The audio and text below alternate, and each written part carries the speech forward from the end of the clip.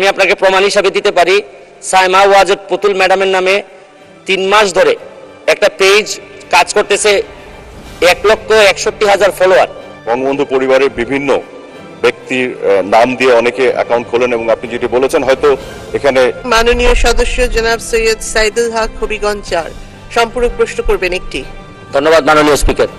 মাননীয় মন্ত্রী, ফেসবুকে যখন কোনো কারো নামে অ্যাকাউন্ট খোলা হয়, বিশেষ করে বঙ্গবন্ধুর পরিবারের কারো নামে, তখন দেখা যাচ্ছে যে যদি ভেরিফাইড করা হয় তখন আমরা বুঝি যে এটা রিয়েল ওনার, কিন্তু ভেরিফাই করা ছাড়া বঙ্গবন্ধুর পরিবারের কারো নামে ফেসবুক অ্যাকাউন্ট খোলা হইলে আমি আপনাকে প্রমাণ হিসাবে দিতে পারি, সাইমা ওয়াজেদ পুতুল ম্যাডামের নামে 3 মাস ধরে একটা পেজ কাজ করতেছে, 1,61,000 ফলোয়ার।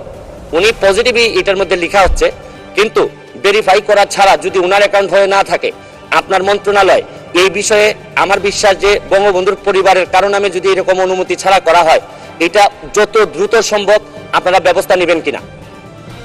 ধন্যবাদ মাননীয় সদস্য। মাননীয় প্রতিমন্ত্রী।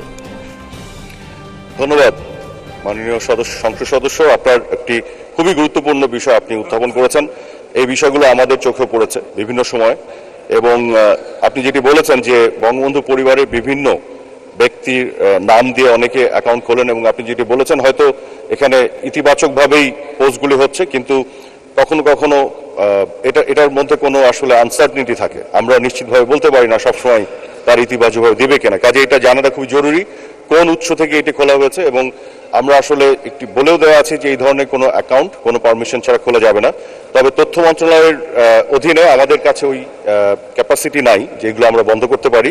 আমার যেটি মনে হয় যে এই বিষয়গুলো আমরা অগ্রাধিকার ভিত্তিতে দেখব, এবং আইসিটি ডিভিশন এবং টেলিকমিউনিকেশন মিনিস্ট্রি এবং আইন মন্ত্রণালয়ের সাথে এবং স্বরাষ্ট্র মন্ত্রণালয়ের সাথে আমি যে কোলাবোরেশনের কথা বললাম তার ভিত্তিতে, তার মাধ্যমে আমরা একটা সমাধান বের করব, এই ধরনের কোনো সুযোগ আর ভবিষ্যতে তৈরি না হয়। ধন্যবাদ মাননীয় স্পিকার।